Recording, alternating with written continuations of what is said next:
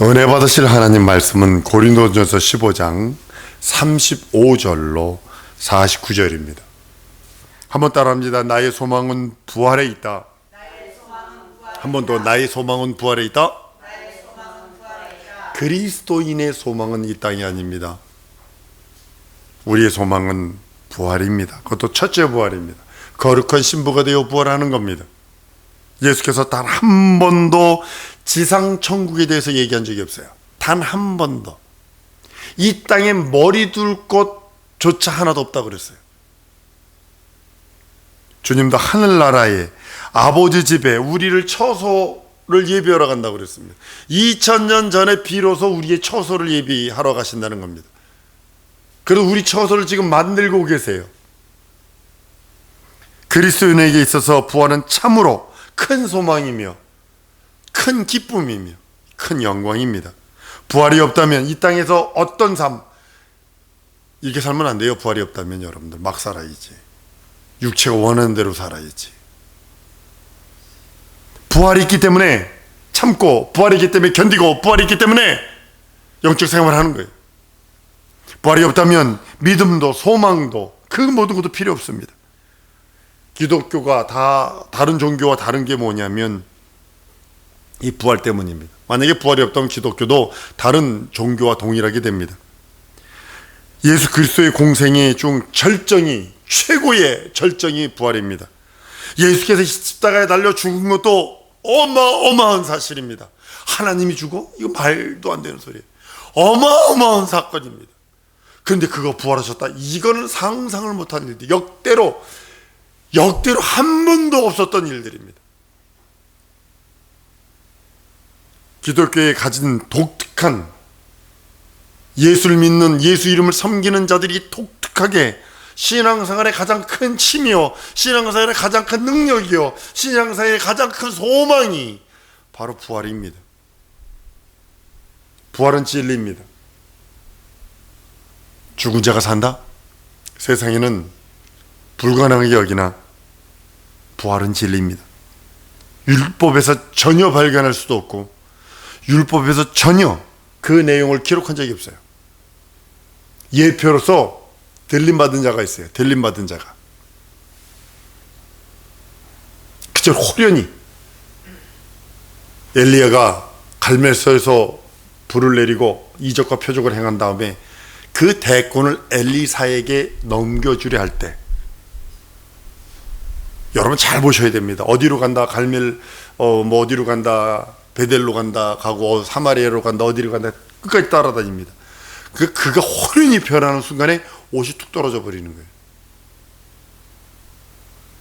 쑥 빠져나가니까 이건 걸치건 필요가 없는 모습이 되는 거죠. 슈거 때 예전에 우리나라 영화 세계가 70년대 그 초반, 80년대 초반에 그 슈거라는 영화가 있습니다. 그냥 옷이 그대로 소록 떨어진 거예요. 그대로 소록 떨어졌어요. 여러분들 예전에 미국에서는요, 조종사 2명을 기독교인을 안 태웠어요. 기독교인을 안 태웠어요. 둘 다 슈거해버리면 비행기 추락한다고 그래서 한 명은 기독교인, 그러면 한 명은 다른 사람을 꼭 이렇게 넣었어요. 부활은 그 말대로 죽은 자가 다시 사는 겁니다. 흙으로 진 육체가 흙으로 돌아가 썩어 없어지는 그 영원한 존재, 그 존재가 아니라 흙으로 돌아가니까 그 영원한 존재가 아닙니다. 흙은 흙으로 돌려줘야 되는데 진정한 나는 내 영혼이거든요. 내 영혼이 영원한 몸으로 부활하는 그런 말씀을 하고 있습니다. 하나님은 영이시기에 결단코 죽으실 수 없습니다.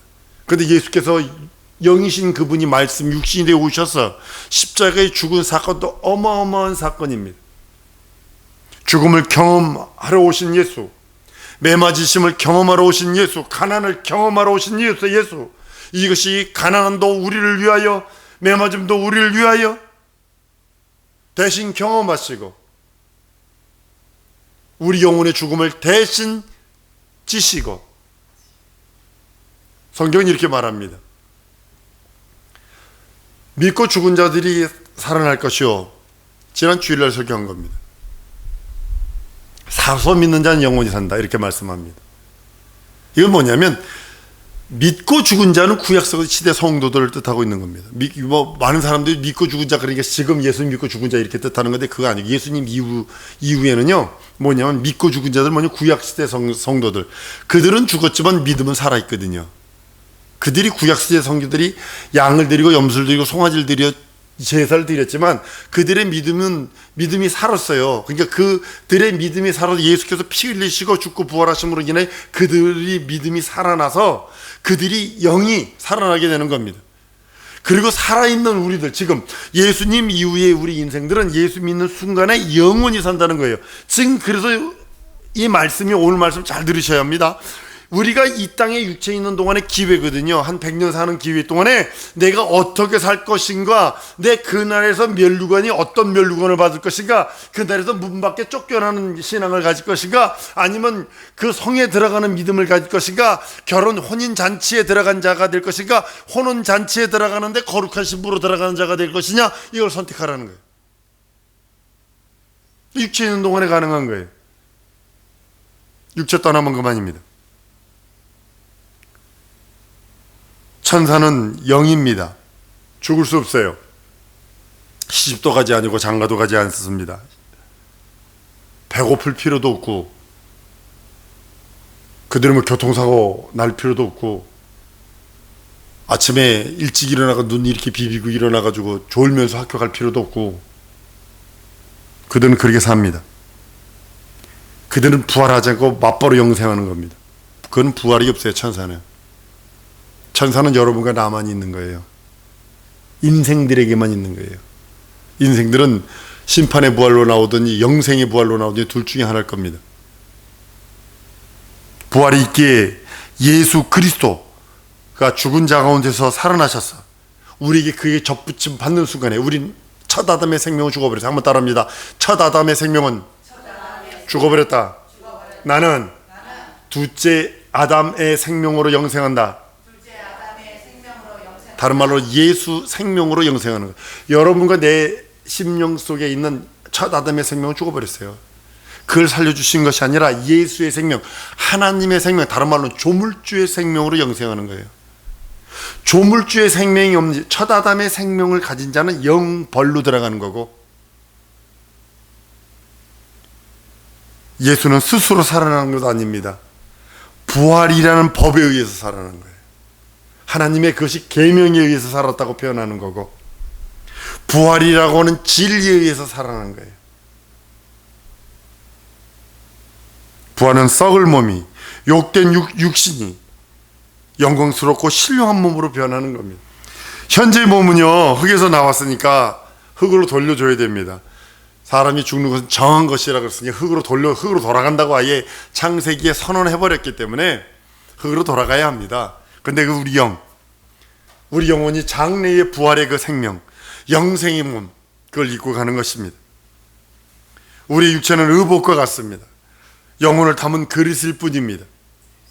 하나님의 나라는 혈과 육으로 받을 수 없으며 우리 몸은 호련히 변화되어 신령한 것으로 바꾸어 영생의 것으로 들어가게 되는 겁니다. 예수께서는 혼자 스스로 부활한 것이 아니라 그를 살리신 이 하나님에 의해서 살렸다고 성경은 말씀을 합니다. 나는 아버지께 살 계명과 죽을 계명을 받아왔다고 주님이 말씀한 이유가 바로 그것입니다. 일반적인 계시가 있습니다. 여러분, 이거 거부하면 다 죽습니다. 예수 믿든 예수 안 믿든 다 죽어버립니다. 이것이 일반적인 계시 속에 하나님께서 부활에 대한 것을 심어 놓으셨거든요. 그게 뭐냐면 은총 중에 뭐냐면 물, 공기, 태양입니다. 이것은 변명할 수 없어요. 로마서 1장이에요. 1장 20절에요. 하나님께서 그 신성들을 다 안에 두셨기 때문에 우리 인생들이 변명 못해요. 하나님 몰라서? 하나님의 계획을 몰라서? 이거는 변명하지 못한다는 겁니다. 하나님 자기의 섭리대로 천하 만물을 밝히시고 천하 만물에게 하나님의 계심을 그대로 공중에 나는 새들 보세요. 먹이 주네요. 지가 알아서 먹지. 백합벌 보세요. 여러분, 다람쥐가 머리가 부지런하잖아요. 입에다 보면 막 이만큼 볼에다 집어넣고 도토리 이만큼 집어넣고 가서 이쪽에서 묻고 저쪽에서 묻는다고요. 근데 하나님께서 뭐라 그러냐면 잊어버린 망각을 하게 해서 자기가 도토리 묻어놓은 곳을 잃어버린디야. 그래가지고 그것이 거기서 싹이 나, 땅에서 도토리 그래 도토리가 땅에서 싹이 난대요. 그러니까 하나님은 그렇게 만드신 거예요. 도토리가 땅으로 툭툭 떨어지면 다람쥐들이 입에다 물고 가가지고 이쪽에다가 숨겨놓고 고기만 숨기다가 이쪽에다 막 숨겨놓은대요. 숨겨놓는데 잊어버린대요. 그래가지고 잊어버리고 거기서 밤도 나오고 거기서 도토리도 나오고 이런다는 거예요. 그러니까 하나님께서 하시는 거거든요. 거두지도 않고 심지도 않고 그래도 다 알아서 하는 그런 것들, 다 생육하고 번성하라 땅에 충만하라 하는 그 진리의 말씀, 영원한 말씀, 그 하나님 전능자의 창조주의 말에 천하 만물이 순응하지만 인생들만이 그 말씀을 배워버려요. 왜냐하면 마귀에게 속았거든요. 여러분들 진리에게 대항하는 그 어떤 것, 여러분 생각이든 환경이든 친구든 그 누구든, 이건 원수 마귀 사단이 하는 짓들입니다. 여러분들 은혜 받고 오면 꼭 집에서 원수가 있어요. 꼭 있어요. 왜 그럴까요? 가까운 데서 무너뜨기를 원하는 거거든요.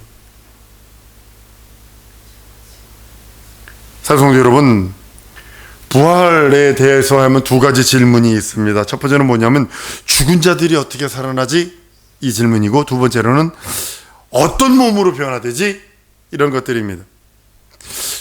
만물 가운데 어떤 형태를 가지고 사람이 부활을 하지?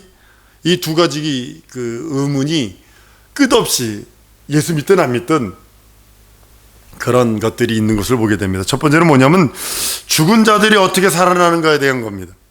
오늘 성경 말씀 보십니다. 고린도전서 15장 35절 36절 두 절입니다. 오늘 본문 말씀입니다.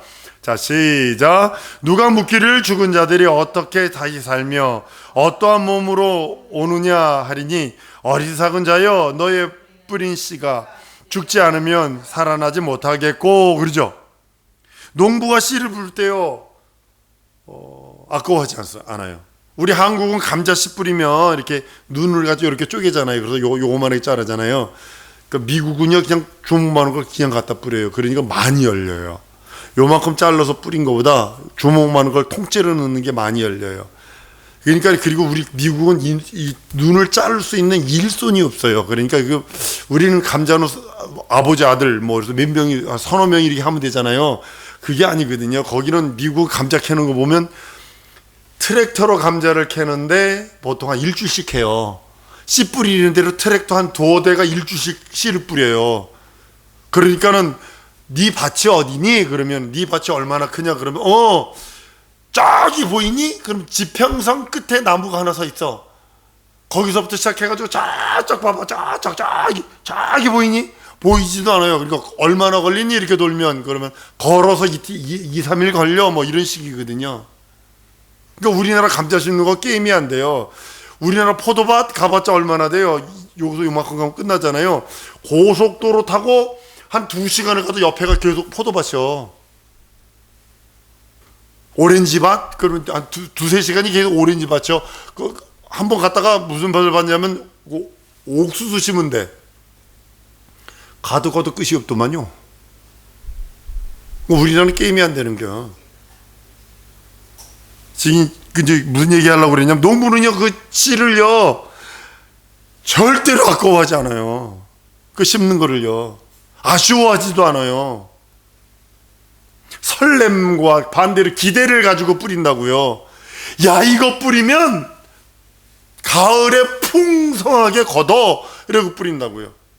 우리나라 그 보릿고개가 있었어요. 참농부는요 벽실을 목침에다 비고 굶어 죽는다는 거 아니에요. 이건 절대로 안 먹는다는 거 아니에요. 이거 먹으면 자기만 죽는 게 아니라 자기 후손들도 다 굶어 죽거든. 씨는, 종자 씨는 절대로 먹는 거 아니에요. 실ong에도요 최고로 좋은 씨를 최고로 높은 곳에 갖다 둬요. 매달아놔, 이렇게 매달아놔. 왜냐면 쥐들이 쏘르면 또 안 되거든. 무엇 때문에? 가을의 추수의 기대, 가을에 걷어들이는 그 설레임 때문에 그걸 그렇게 하는 거거든요. 보릿고개 때 우리나라 껍데기 벗겨 먹고 나무 껍데기를 벗겨 먹고 뿌리 캐 먹고 그래도 버티다 못한 사람 죽은 거거든요. 그래서도 목침에다 그걸 비고 죽었다고요. 왜냐면 그거까지 먹어버리면 자기 후손들이 굶어 죽으니까 그 비고 죽는다고.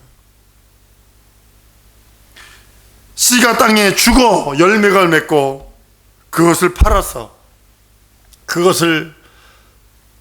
팔아서 자녀들도 키우고 자기들도 먹고 자기들이 원하는 걸 쓸 수 있다라는 기대와 설레임 때문에 씨 뿌리는 것을 두려워하거나 아까워하지 않습니다. 농물은 당장에 씨가 썩어 없어지는 것을 불안하게 여기지도 않습니다. 저거 썩으면 어떡하지? 이러지 않는다니까요. 썩어버린 씨가 마침내 열매로 나타나는 것이 씨의 부활이기 때문입니다. 하나님께서 천하 만물에 부활을 심어놨다니까요. 겨울에 나무를 봐도요, 부활의 그 모든 것이 있어요. 가을에 여름에 무성하던 가을 되면 여러분 가을에 그 색깔이 변하는 이유가 뭐라고 생각을 하세요? 밑에서 뿌리가 그 나뭇잎으로 영양을 안 보내는 거래요. 영양을 안 보내니까 그것이 영양이 안 가니까 마르는 거래요. 영양이 안 가니까. 왜냐면 그 다음에 이제 나무는 뭐냐면 겨울에는 밑으로 뿌리를 내리거든요. 밑으로 뿌리를 내리고 이 위에 있는 가지는 잠자는 거거든요. 쉬면 하는 거거든요. 뿌리를 겨울에는 밑으로 계속 내려서 그 다음 봄에 무엇을 준비하냐면 그 다음 봄에 풍성함을 준비하는 거거든요. 동일한 겁니다. 죽은 자와 같은 이파리가 봄 되면 어김없이 싹 나고 이파리 나고 새 가지에서 열매 맺는 것처럼요. 죽은 자의 사람도 이와 같습니다. 땅 속에 묻힌 모습처럼 보이노마 새싹이 나듯이 썩지 아니할 신령한 몸을 입고 살아나는 것이 부활의 그런 말씀이기도 합니다. 두 번째는 어떤 몸으로 부활하느냐는 겁니다. 답도 우리 말씀에 보면 35절 40절입니다. 35절에서 40절까지 우리 다 같이 35절도 시작. 누가 묻기를 죽은 자들이 어떻게 다시 살며 어떻게 몸으로 오겠느냐 하리니 어리석은 자여 너의 뿌리는 씨가 죽지 아니하면 살지 못하겠고 또 너의 뿌리는 것은 장래의 형체를 뿌리는 것이 아니요 다만 말이나 다른 것의 알갱이 뿐이로되 하나님이 그 뜻대로 저에게 형체를 주시되 각 종자에게는 그 형체를 주시느니라. 육체는 다 같은 육체가 아니니 하나는 사람의 육체요 하나는 짐승의 육체요 하나는 새의 육체요 하나는 물고기의 육체라. 하늘에 속한 형체도 있고 땅에 속한 형체도 있나니 하늘에 속한 자의 영광이 따로 있고 땅에 속한 자의 영광도 따로 있으니 아멘. 씨 뿌리는 때는 그 꽃의 모양을 우리는 알지는 못해요. 여러분 씨 속에 씨를 하나를 보면 깨씨, 우리는 깨씨 그러니 보지만 깨를 보면서 이파리는 안 보인다고 그죠?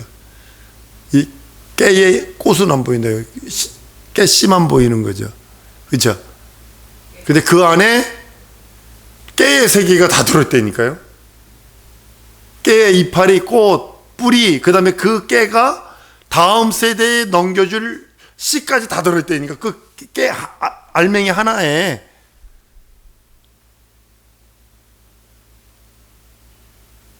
꽃도 우리는 볼 수 없어요. 그렇지만 그 씨 안에 다 들어있거든요. 해외에 살다 보면 이제 깻잎이 먹고 싶고 우리나라 풋고추가 먹고 싶어서 이제 꼭 그걸 가져가서 오래 보관하는 방법 냉장고에다 둡니다. 그럼 5년 동안 있어도 괜찮거든요. 3, 4년, 5년도 물론 이제 덜어는 안다는 것도 있지만 갖다 그 심어 뿌려놓으면요 아주 잘 됩니다.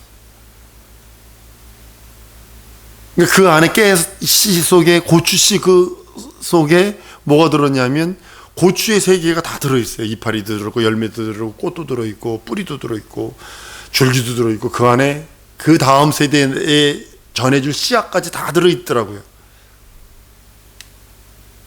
예수께서 어떤 몸으로 우리들이 부활할지에 대한 말씀이기도 합니다. 근데 그 부활을 주장하시는 이가 하나님인 거 아세요? 어떻게 부활할지에 대해서 그걸 주장하시는 이가 우리 하나님이세요.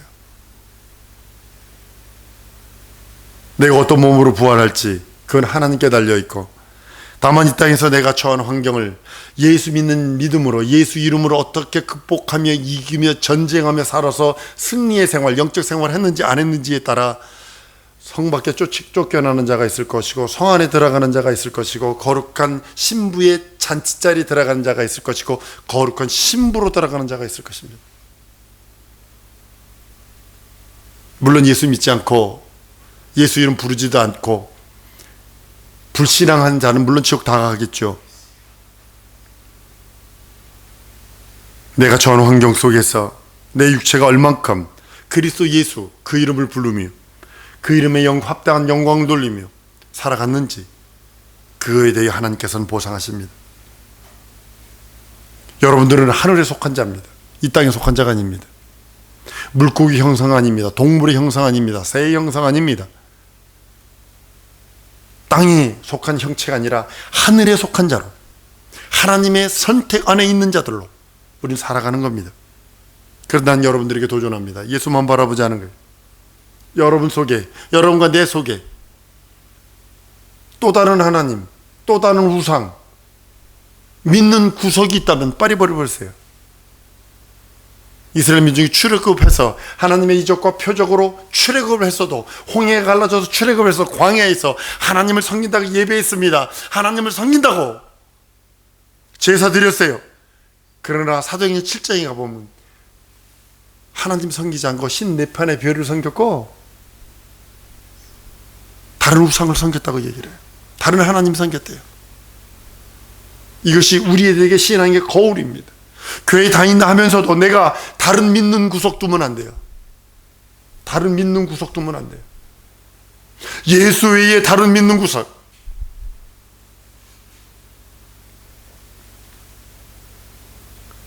사랑하는 성도 여러분, 흙은 물에서 나왔고 물은 증발해서 사라집니다. 그리고 다시 피를 통해서 물을 만들어냅니다. 하나님께서 이것이 부활의 원리로 계속적으로 우리들에게 말씀하는 겁니다. 사람의 몸의 부활을 나타내기를 원하셔서 천하 만물 속에 하나님의 부활의 원리를 끝없이 돌아가게 만들어 놓으신 것을 보게 됩니다. 사람은 태어나면 언젠간 반드시 흙으로 돌아가야 합니다. 진리처럼 많은 사람들이 사람 죽는 건 진리야, 그렇지만 성경은 뭐라냐면 아니다, 부활이 있다 선언하고 있는 겁니다. 사랑성도 여러분, 우리가 예수 이름 믿고 의지하고 예수 이름 부르는 것이 이 땅에서 끝나는 것이 아니라, 종교적 어떤 행위로서 하는 것이 아니라 영혼의 문제, 영생의 문제가 달렸어요. 그래서 난 여러분들에게 도전합니다. 예수 이름 부르세요. 예수 내 구주 부르세요. 예수 내 하나님, 내 주님, 내 구세주라고 고백하세요. 고백하셨다면 명령하세요. 내 속에서 들어오는 다른 생각들, 내 속에 울컥울컥 올라오는 다른 불신앙, 불순종, 불의의 생각들 명령하세요. 떠나가라고. 예수 이름으로 떠나가라고, 물러가라고 명령하세요. 그리고 전쟁하는 겁니다. 피 흘리기까지 죄와 싸우라고 주님 명령하신 이유가 바로 거기 있는 모습을 보게 됩니다. 우리의 부활, 영생의 부활, 우리 성도들 육체에 있는 동안에 순종하고 복종하여 거룩한 부활, 신령한 부활, 영생의 그 생명의 멸류관을 받아 누리는 거룩한 신부가 되는 우리 성도들 줄 믿습니다. 이 시간에 기도할 때 주 예수여, 내가 신령한 몸을 반드시 입을 터인데 하나님 아버지, 내 영혼의 때에 내 영혼의 때를 말씀과 기도로 영적 전쟁 승리자로 살아가게 하시옵소서. 주 예수의 한번 부르고 통성으로 기도합니다.